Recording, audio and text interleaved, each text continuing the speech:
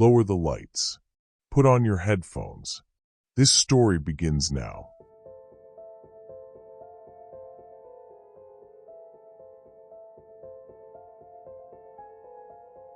Some stories don't begin with a crime. They begin with a quiet tradition. Something small. Something procedural. Something most people never think about. Tonight's story isn't about innocence or guilt. It isn't about forgiveness. And it isn't about whether justice was served. It's about a moment at the very end. A moment that was meant to slow time. And what happened when that moment disappeared. This is a story about a last meal. Not the food itself, but what it was supposed to mean. And the night Texas decided it meant too much. There are some traditions that exist quietly. They don't announce themselves. They don't ask to be defended. They simply continue year after year because no one has ever stopped them. In Texas, for a long time, the last meal was one of those traditions. It wasn't written into law. It didn't need to be. It lived in routine, passed from one warden to the next, from one execution team to another. The idea was simple. On the final day, the condemned man could ask for a meal. Nothing extravagant. Nothing shipped in from far away. Just something human. Something ordinary. Something chosen. Most men asked for small things. A favorite pie their mother used to make a steak, cooked the way they liked it. Fried chicken. Biscuits. Coffee. Some barely touched the food. Some ate slowly, as if stretching the minutes. Some ate with surprising appetite, as though the body didn't yet understand what the calendar already knew. No one talked much during those meals. Guards learned not to rush. The room held a strange stillness, not mercy exactly, but not cruelty either. Something suspended between the two. And then there was the night the tradition ended. Not officially. Not with a press conference or a vote. It ended the way many things do. Quietly, after a single moment that felt like a line had been crossed. The man scheduled for execution that night had already been written about more than enough. His crime was known. His name had appeared in headlines years earlier, and it carried with it a weight that didn't fade with time. What he had done was not debated. It didn't require explanation. It didn't ask for understanding. By the time he arrived at the prison that would be his last, no one involved believed the meal was for him. That distinction mattered more than people realized. The last meal was never really for the condemned. It was for the living, for the guards who had to stand there, for the institution that had to carry out the sentence, for the uneasy idea that, even at the very end, the state could act without malice. On the afternoon of his execution, the man submitted his request. It was long, longer than usual, longer than anyone expected. Page after page of food, listed carefully, almost methodically. Fried things, grilled things, sweet things, heavy things. Enough for a small gathering. Enough to fill a table, not a tray. Someone reading it for the first time thought it had to be a mistake. Surely this was exaggeration. Surely it would be scaled back. But nothing on the list violated policy. The food was local. The items were available. No alcohol. No spectacle. So the order was approved. Kitchen staff worked longer than usual that evening. Boxes arrived. Bags were set down. The smell of grease and sugar drifted through hallways where no one ever talked about food. Guards passed the time differently that day, aware, some consciously, some not, that this execution already felt heavier. When the meal was finally brought in, it filled the small room. 2 plates became 4. 4 became many.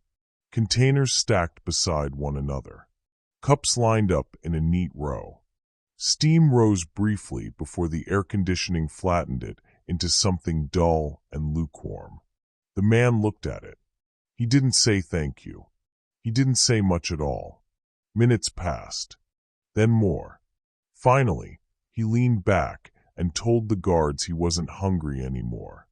It was said lightly, casually, almost cheerfully.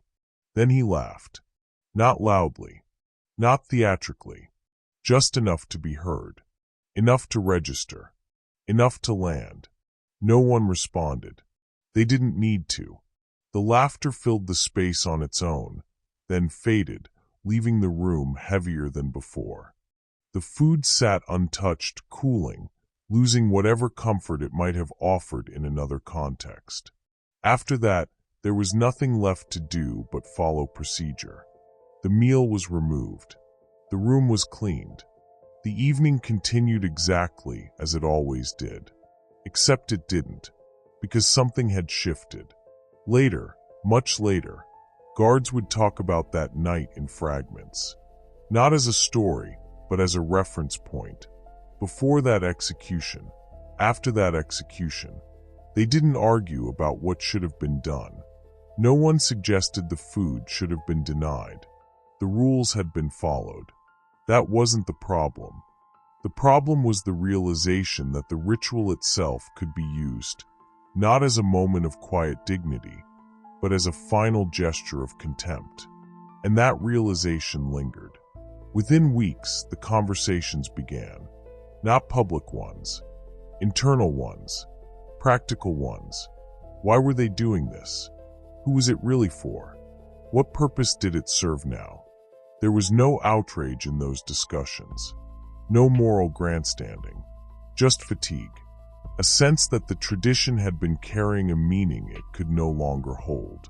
So the decision was made, not by lawmakers, not by voters, by administrators. The last meal would no longer be funded. There would be no special requests, no lists, no choices. On the final day, the condemned would receive the same food as every other inmate. Nothing more, nothing less. It wasn't framed as punishment. It wasn't announced as reform. It was simply described as a policy change.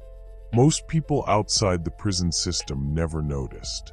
For them, the story ended with the execution itself. The crime, the sentence, the needle. But inside those walls, something else had ended too. A small, strange attempt at mercy, offered not because it was deserved, but because it once felt necessary. And the question no one ever answered was whether that mercy had failed, or whether it had been asked to carry more meaning than it ever could. In the weeks after the policy changed, almost no one mentioned it out loud. There was no announcement to the men on death row, no explanation offered. On the day of an execution, the tray arrived the same way it always did, plastic, compartmented, ordinary. The kind of meal you could forget the moment it was finished. Some inmates noticed immediately. They asked questions, not angrily, just cautiously. Was there a mistake? Was this temporary?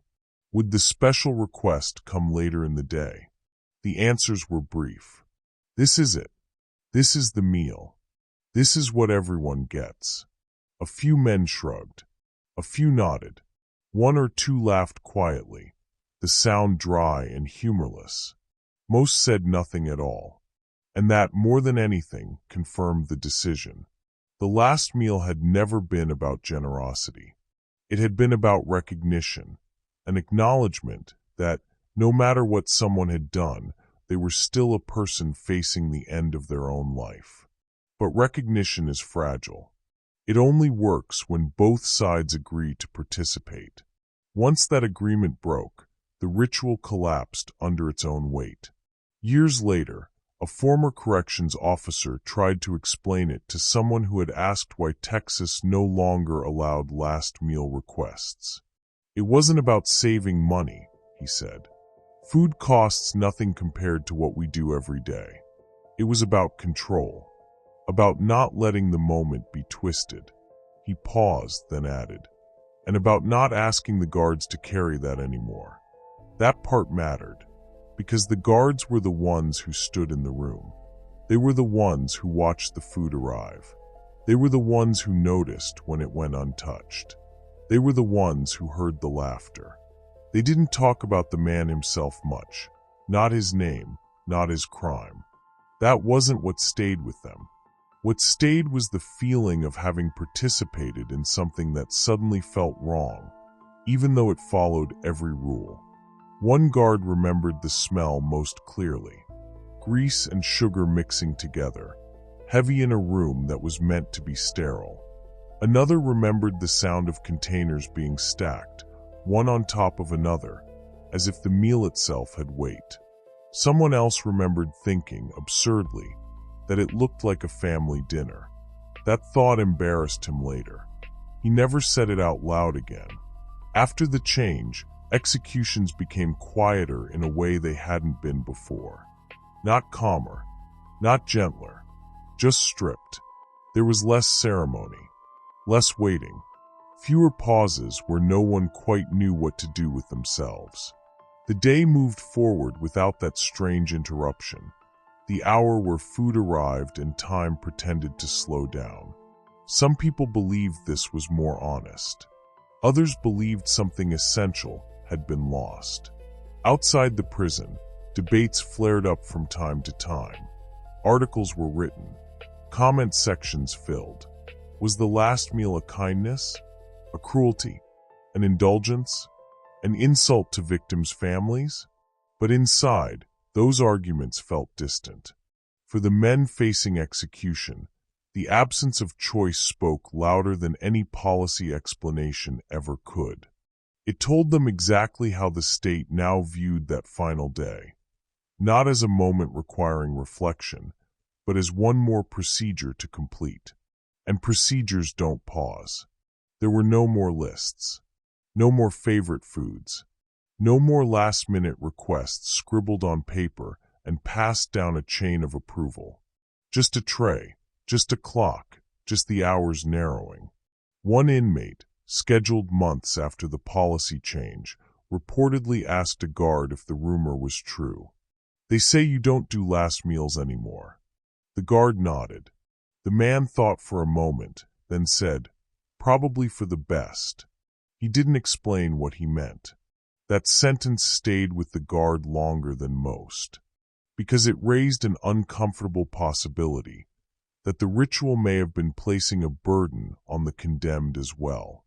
An expectation to choose something meaningful, to perform hunger or restraint or gratitude, to engage in a symbolic act when all they might want was quiet. Without the ritual, there was nothing to perform, just waiting. Still, something about the change felt incomplete, as if removing the meal hadn't solved the underlying tension, only relocated it. The question lingered in small ways. If the last meal was never really for the inmate, if it was for the living, for the witnesses, for the idea that the state could end a life without bitterness, then what did it mean when the ritual disappeared? Did it mean the bitterness had won? Or did it mean honesty had finally arrived? No one could agree. Some guards said they slept better afterward. Fewer images stuck with them. Less to replay in the quiet moments at home. Others said the silence was worse. At least the meal had given the day a strange shape. A pause. A reminder that something irreversible was approaching. Now executions felt cleaner, but also colder. A chaplain once described it as removing the last soft edge. He didn't argue for bringing the meal back. He just named what was gone, because softness had never been the point, and yet somehow it had mattered. The story of the man whose request ended the tradition became simplified over time, reduced to a single act of cruelty, a final insult. But those who were there knew it wasn't just that moment. It was the realization that mercy, when offered as a ritual, can be turned into a weapon, not by the state, but by the person receiving it. And once that happened, there was no way to pretend the ritual was neutral anymore. So the state stepped back, not in shame, not in anger, just in resignation. The food kept coming, of course. 3 meals a day. Identical trays. Predictable portions. The rhythm of institutional life continued uninterrupted. But the idea that the final day was different, that it required something extra, something symbolic, that idea quietly dissolved. And with it went a question no one ever formally answered. Was the last meal an act of humanity, or a fragile illusion that only worked as long as no one tested it? Long after the policy change faded from public memory, the absence of the last meal continued to echo in smaller, quieter ways. It showed up in moments no one prepared for. A guard sitting in his car after a shift, unable to remember what day it was. A chaplain staring at a tray of untouched food in the cafeteria and feeling something tighten in his chest. An administrator rereading an old policy memo and realizing how carefully neutral the language had been. Operational efficiency, consistency across units, avoiding misuse of discretionary privileges. All true, all accurate, and yet none of it fully explained the unease. Because what had really disappeared wasn't the food. It was the pause. The last meal had slowed the day in a way nothing else did. It forced everyone involved, guards, clergy, administrators, to acknowledge that the clock was moving toward something final. It carved out a small pocket of time that wasn't purely procedural. Without it, the day flowed too smoothly. Breakfast, count. Paperwork, lunch, count. Preparation, dinner, count. Then the walk. Some people believed that was healthier, cleaner, more honest. No rituals pretending at grace where none could truly exist. Others felt something had been taken away that could never be replaced. Not because it redeemed anything, but because it reminded everyone that endings should not be rushed. There was a story that circulated among staff, told differently depending on who was speaking. An inmate, months after the change, sat staring at his tray on the morning of his execution. Powdered eggs, toast, a small carton of milk. He didn't touch it. A guard asked if he wanted something else. The inmate shook his head. Then, after a while, he said, "It's strange." "What is?" the guard asked. "I don't miss choosing," the man said. "I miss knowing someone would have listened." That sentence never made it into any report. It didn't need to. It lived in memory, where these things always ended up, because listening had always been the quiet center of the ritual. Not indulgence, not comfort. Listening. Someone asking, "What would you like?" Someone writing it down. Someone making sure it arrived. It didn't undo the sentence. It didn't soften the outcome. But it acknowledged the personhood of the man facing it, even if only symbolically. Once that acknowledgement became risky, the safest option was to remove it entirely. And safety, in institutions like this, is often indistinguishable from distance. Years later, journalists still reference the man whose final act ended the tradition. His name became shorthand, a footnote, a justification. After him, Texas stopped offering last meals. But that framing missed something important. The tradition didn't end because of what he did with the food. It ended because of what everyone else felt afterward. A sense that the ritual had been exposed, that it could be hollowed out, turned into mockery, drained of whatever quiet meaning it once held. And once exposed, it could no longer pretend to be neutral. So the state chose consistency over symbolism, procedure over pause. No more chances for the moment to be misunderstood. No more room for interpretation. Just the sentence carried out.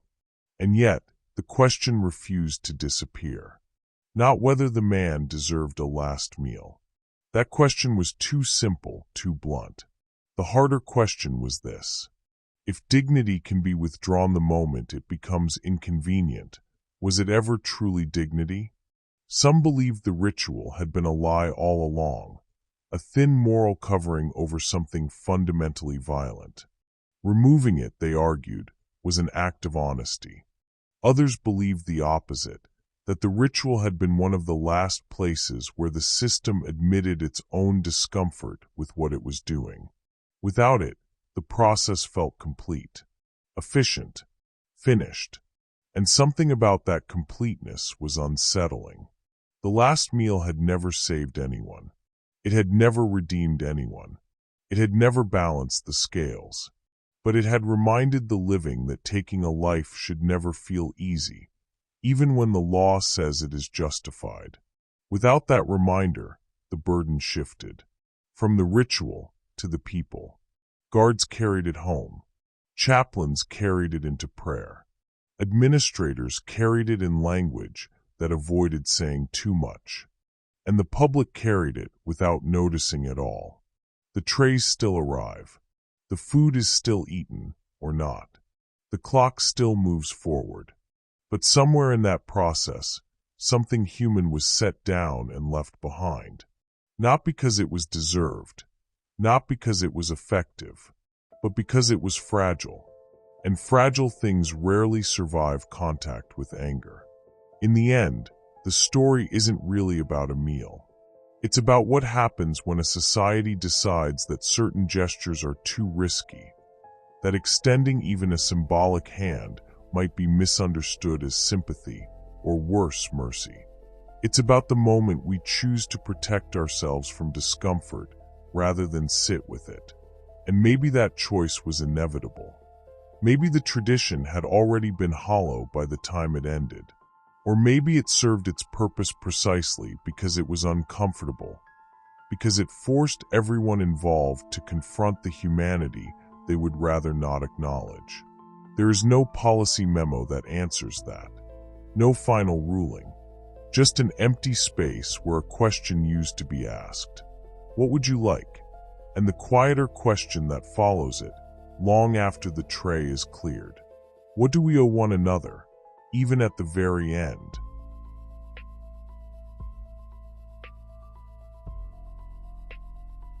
When the lights come back on and the story ends, it's tempting to look for a verdict, to decide whether the tradition was right or wrong, whether it should have survived, whether its ending made things better or simply quieter.